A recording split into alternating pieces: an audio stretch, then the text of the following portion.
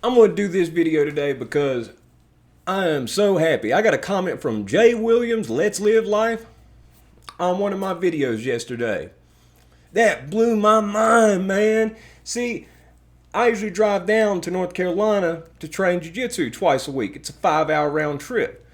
So I would just put the phone on his stories and just listen to it all the way down, all the way back. Binge listen to him. And I'm listening to these stories, and he's telling every one of them in a car.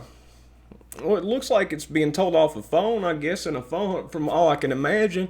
And watching that was what gave me the inspiration to start this thing, was watching him simply telling a story in his car and watching his numbers grow. Man, his numbers have gone up, up, up, up, up. He's only been doing this thing for a couple years. He's at like 250,000 now. And that made my day, man. Now OG Silverback, he commented on one of mine early on too. Now it's another guy in the prison things that helped me get a lot of people. I'm super grateful to him. He's an awesome dude too. But Jay yesterday, I don't feel like these people be commenting if they thought I was just some clown or somebody who was hopeless or something. I feel like they're commenting, taking a look at it, and they're like, well, shoot, this is something that might work. You look at it. It's not even a couple months, and almost to 700 now. So I mean, it's steady growing. Thank you guys. It's awesome. Y'all been a part of it from the start.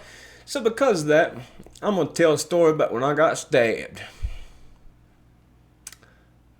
Something about this story might surprise you though.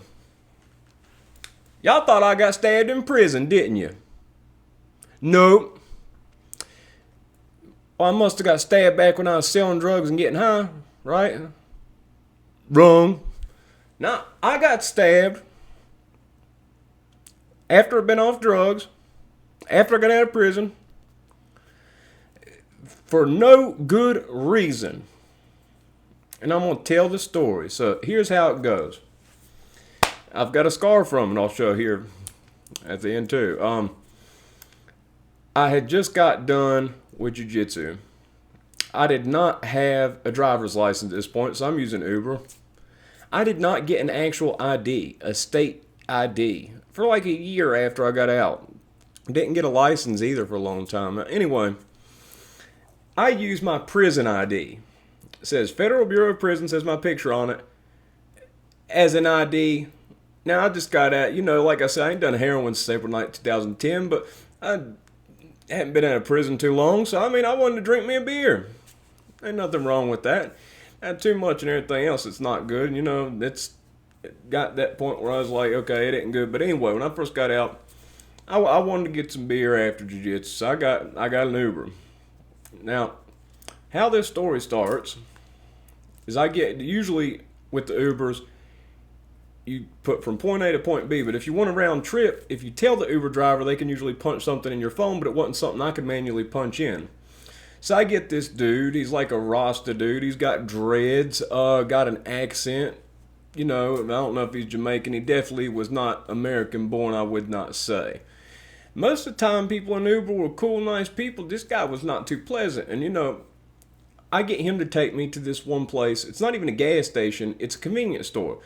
The reason I get him to take me to this convenience store is because not a lot of places accept a prison ID as an actual form of ID. They're like, no, you need a real ID, sir. And when I shave, especially think about 5 years ago, I look a lot younger than I am when I have a clean shaved face. 5 years ago, I looked a whole lot younger. So, anyway,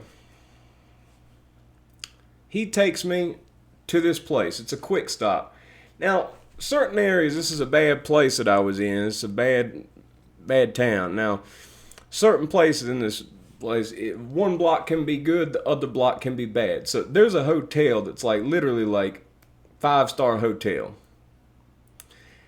right a couple blocks down.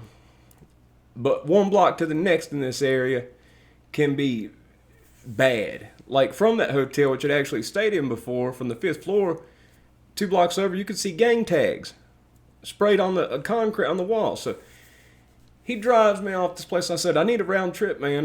He says, this will not be a round trip, mine. I swear. Now, I'm like, no, you just put it in. I said, I'm just going right back. I said, I'll pay you. It's not like I'm expecting it for free. This will be a one-way trip. It's like, God, I don't know the address of this place. So I go in, and I get myself a 6-pack of glass bottles, Bud Light, and it's these nice air. I've got they're really cool. They like the we got in a lot of conversations about different stuff. They caught them watching fight, and I told them I did jiu-jitsu. We had a lot of conversations about stuff like that, but it's in a bad area. Like, I mean, you see dealers and stuff like that in the parking lot. It's not a good place.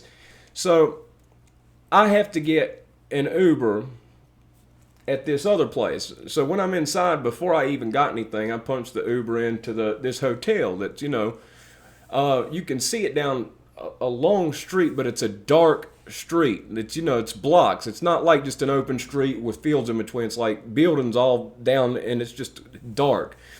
And there's like this concrete thing that goes down between there, and it's like I don't know, like a courtyard or something, like not even court, like 10 feet of space between, 10, 20 feet of space between there and there. But anyway, I'm just trying to paint a picture of this sidewalk. It's a dark street. So anyway, I get my beer, and I go outside. Now, there's this fella. He's a big black fella. He's probably about 240, 250, 6'2". He's overweight, but he's substantially bigger than me. Now, at this time, I'm cut down weight, for jiu-jitsu and everything else. I'm at the lower end of 160, and I put on a lot more muscle now. Even though I had those powerlifting numbers in prison, I've developed it over time, the muscular, but I'm in a sweatshirt, and this is a college area.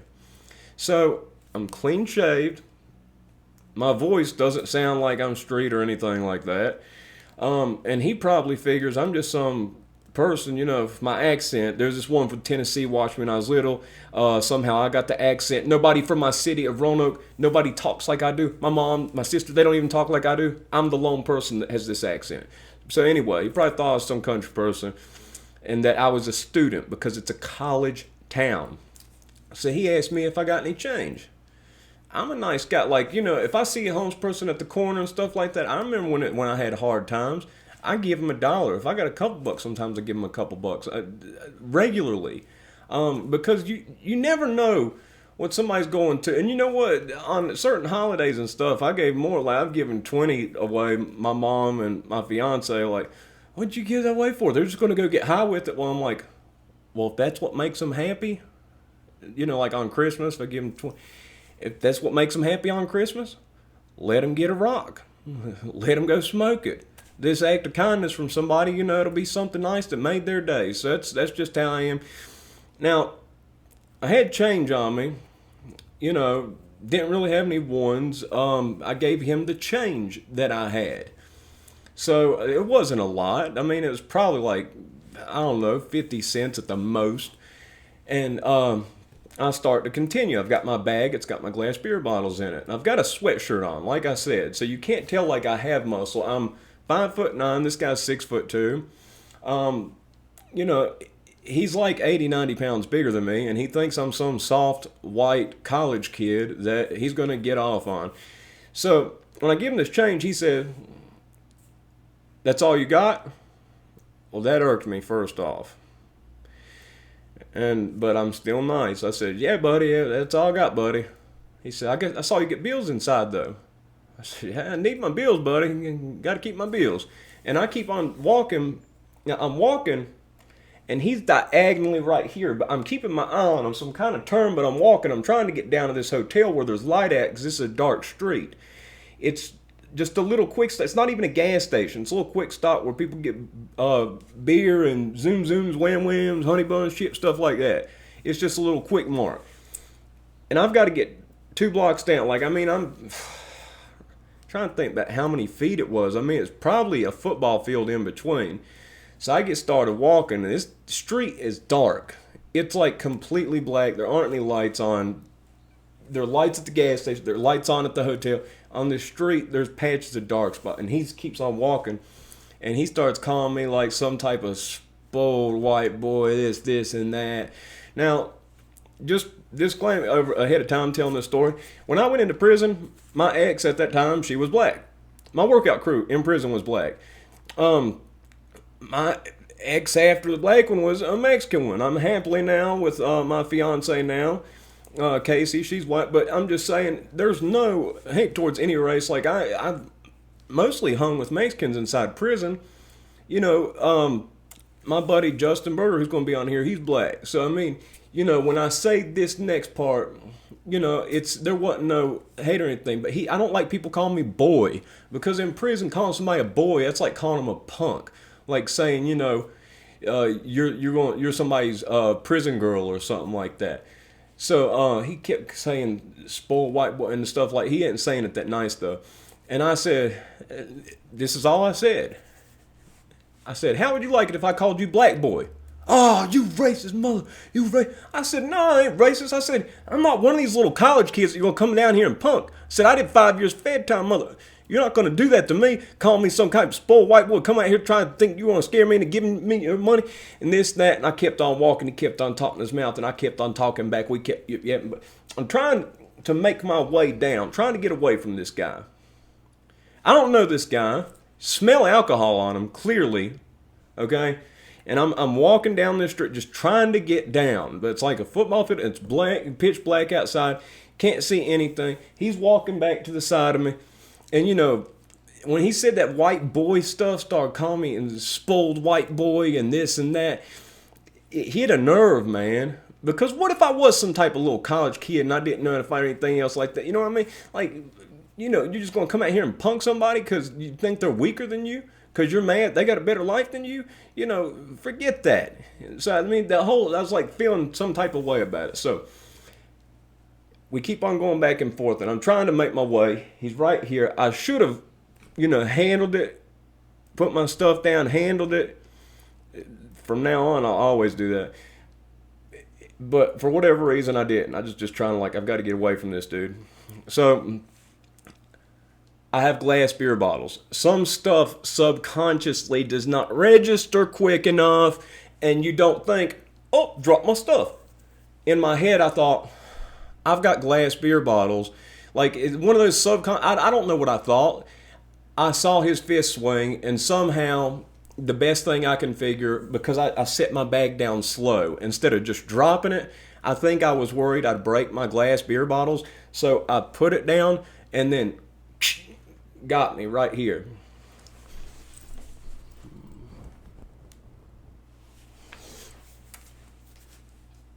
And then the second one he swings, I duck under. I throw 1-2-1. Left, right, left. And then I shoot a double leg on him. And I hover over top of him. I don't get in a mount. I have one knee down and 1 foot up. So like to take a knee position over top of him. And I'm blood all in my face. I'm like, oh, God. And I start throwing hooks. I hook. Boom, boom, boom. And every time I'm throwing a punch, I had this chain on. Every time I'm throwing a punch, I got my teeth. My chain is hitting me in the teeth. I have veneers on my front 6 teeth. Veneers, it's not false teeth. It's not that. It's kind of like you see like Tom Cruise and people like that. They're like the breast implants of teeth. You say, I want that size, that color. My teeth are big anyway. So basically, my teeth aren't even all the way straight. But if your teeth are a little bit off, it lines them up. So anyway, beside the point. My chain kept hitting me in the tooth over and over and over. Every time I'm doing it. And you got to think, I'm hunkered down like this. And it keeps boom, boom. Now, I keep on until he's unresponsive. Till he's not moving. Okay? And I make my way down. Wiping myself off. Getting this Uber. Just trying to hide it. Just like everything else. Person asks, you all right? And I'm like, yeah. Not letting them see it. I get out of there. And when I check myself later, I didn't even realize what had happened. Now, I asked my fiance and other people, I'm like, well, is that considered getting stabbed? What had happened was, this dude took a razor blade and he sliced me in the face with it. I thought I got hit at first. And it was actually my jiu-jitsu coach that pointed it out to me. Because I've been punched. I've been cut open by a punch before. But this was like, it was too, like when you get punched and you get cut open, like your head swells and it's swollen. This wasn't like swollen. This was like clean. It was really clean. And my jiu-jitsu coach was looking at it next day. I didn't go to the doctor or anything else like that. And he's like, dude, you got cut. He's like, dude, cut you. And I'm like, are you serious? He's like, yeah, man. He says, some of these people known for keeping razor blades under their tongue out here. I'm like, oh, God, I hope I didn't get cut with nasty-ass razor blade he had in his mouth. That got me a hypochondriac for a while. I was where I caught something for a minute. But anyway, Sasha, my dog, okay, during the time, there's these couple blocks, and on this corner, okay, there's just, like I said, one block the next, it could be bad. So I'm walking her, and between her and this jiu-jitsu school, there's this bus stop, and at bus stops you got dope dealing teams, and you can tell they're probably selling rock, or I'm guessing they're selling rock, because they got like two people that are lookouts, one person that hands people dope, one person that gets the money, then one person who delivers. Well, this guy who keeps running in and out, like you tell he's tweaked or something. When my dog sees him, can tell that something ain't right with them, and she's like, goes off. She goes off like, ah! And he said, you better watch out. You better watch out. A dog bites me. A dog bites me. Everybody out here gonna jump on you. Tell me everybody's gonna jump on me if my dog bites him. So I'm like, listen, man, I don't want to get jumped by all these people. And my dog might run off. She might bite somebody. They might try to take her. So I'm like, listen, I walk by here all the time. It's all good. I don't want any problems with you guys. I said, I go to a jiu-jitsu school just around the corner. And one of these people, I don't know how they knew this, like what happened with what, but the one guy told the dude, he said, chill. He said, that's the white boy who broke so-and-so's jaw. And I was like, oh, shoot. And apparently something, but apparently he wasn't with them or nothing, so I didn't have any fallback from it. But first that worried me for a minute and everything else. But, yeah. So, I mean, I'm assuming, how could it happen? It was in such proximity, like it was like within like a week or so after it happened that this had with, her and the incident with them and when that happened. But, this was a random act of violence. Like, I'd always like thought before, like I'd been into training and I thought, well, I got into training so then I could handle myself and everything else. But then I'd gotten to a point where I hadn't been out for all that long here, but I'm thinking, well, I'm not going to need to use training. I'm like, it's good that I know it. And if I run into anybody from my past, but I never thought that I'd be a possum victim of random violence. And, taking the dude down too, I mean, he was a little bit drunk. So, I mean, that played a little bit in my favor. You could smell the alcohol on him, but he's a lot bigger than me. But, just instinct, I was mad. And, part of that was prison reflexes. Somebody swings on you, you swing back at them. Wasn't all that technical. Wasn't all that, wasn't a whole lot of martial arts to that. I didn't have them in anything. I mean, maybe, a little bit with the hand, but like I just threw three, and as he's stepping back, grabbed his leg, put him down, and then took a knee over him. And wasn't even in full mount. But yeah, I go my whole prison sentence without getting stabbed. It never happened. Then I get out. And I get cut in the face by somebody, trying, I don't know. I get like jittery talking about this. Like it gets me like, ugh. And the thing that I kept saying over and over too, that, my fiance used to laugh about this because we got pictures of this on her phone too, of the cut from way back at because I'd sent her pictures of cut. It was before we were like officially together and all that, but we were talking and I'd sent her a picture of it, and she's like, "Oh my gosh," she remembered it, and it was actually the first time we went out to eat. The first time that we went out to eat at Carrabba's, which is a restaurant. She can attest to this. The first time we went there, I had cut open eyebrow from this. And, you know, we'd talk through messages, but that was the first time that we'd went out to eat anywhere, and that had to go there with that cut in my face. So, yeah, it's wild how that works out. Go entire prison sentence without any of that, and then get out free, doing the right thing. Want to legally buy some beer and drink some beer since you went your whole 20s without being able to drink beer. You know, well, most of the 20s without being able to drink beer. I mean, I guess it's like 28 at the time that this happened. And yeah. So that's the story about when I got stabbed in the face.